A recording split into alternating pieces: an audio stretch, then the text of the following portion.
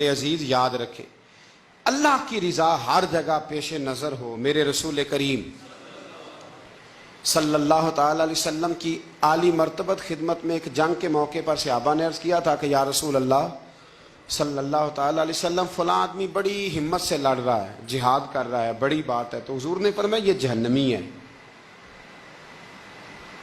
جہاد کر رہا تھا، توجہ ہے میری بات پر؟ حضور نے فرمایا یہ جہنمی ہے، یہ دوزخی ہے، یہ بندہ جنتی نہیں۔ جب سرکار دو عالم صلی اللہ تعالی علیہ وسلم نے یہ بات ارشاد فرمائی تو صحابہ کہتے ہیں ہمیں تجسس ہوا کہ یہ کیا بات ہوئی، اتنی ہمت سے، جوان مردی سے، اتنی وہ دلیری سے لڑ رہا ہے اور حضور نے فرما دیا دوزخی ہے۔ کیسے دوزخی کیسے؟ تو ایک صحابی کہنے لگے میں اس کا پیچھا کرنے لگا۔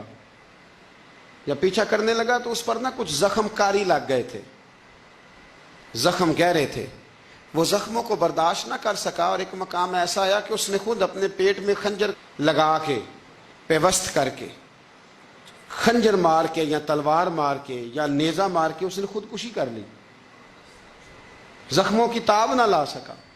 حضور نے فرمایا تھا کہ یہ جہنمی ہے، تو اس کی وہ جو بات تھی وہ صادق ہو گئی۔ کہتے ہیں میں فوراً بولا، میں نے کہا میرے محبوب جو فرماتے ہیں حق اور سچ ہی فرماتے ہیں، دیکھو کس موت مرا۔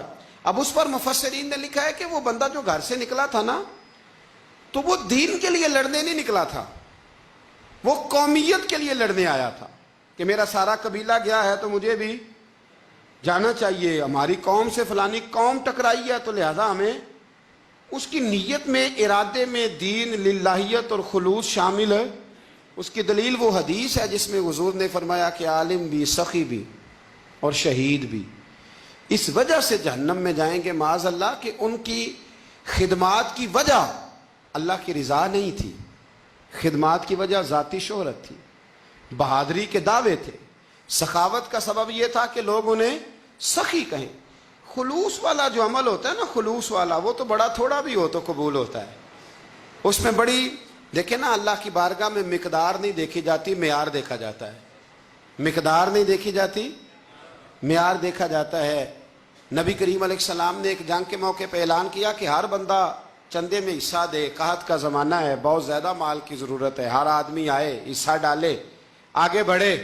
جب سرور دو عالم صلی اللہ تعالی علیہ وسلم نے یہ اعلان فرمایا، حضور نے حکم دیا تو بڑا بڑا مال دیا۔ حضرت عثمان غنی نے کئی سو اونٹ دیے مال کے بھر کے، حضرت صدیق اکبر نے بھی بڑا دیا، فاروق اعظم نے بھی آدھا مال دیا، حضرت عبد الرحمن ابن عوف جیسے لوگوں نے ہزاروں اور لاکھوں دینار دیے۔ ایک غریب صحابی تھے، وہ فرماتے میں نے زور سے عصر تک یہودی کے باغ میں مزدوری کی، چند کلو کھجوریں ملی تو لا کے میں نے حضور کی بارگاہ میں نذرانہ پیش کیا۔ فرماتے میرے دل میں خیال تھا کہ وہ میری اٹی کیا کرے گی، میرا ایک قطرہ کیا کرے گا، جہاں لوگوں نے لاکھوں دیے، ہزاروں دیے تو کیا بنے گا۔ لیکن فرماتے ہیں قربان جاؤں، وہ ڈھیر لگا تھا مسجد نبی میں مال کا، میرے نبی نے نا وہ مال اٹھا کے جو میں نے دیا تھا اس کے اوپر بکھیر دیا، اور حضور فرمانے لگے سن بھائی، جتنا ان سب کو اجر ملے گا اتنا اللہ تجھے اکیلے کو عطا فرمائے گا، اتنا تجھے اکیلے کو ملے گا۔ پیچھے دلیل ہے، میرے نبی پاک علیہ الصلوۃ والسلام کے فرمان کے پیچھے دلیل ہے کہ اس میں خلوص بڑا تھا، اس بندے میں للہیت بڑی تھی، اس میں ذوق تھا، شوق تھا، ہمت تھی، اس نے محنت کی تھی۔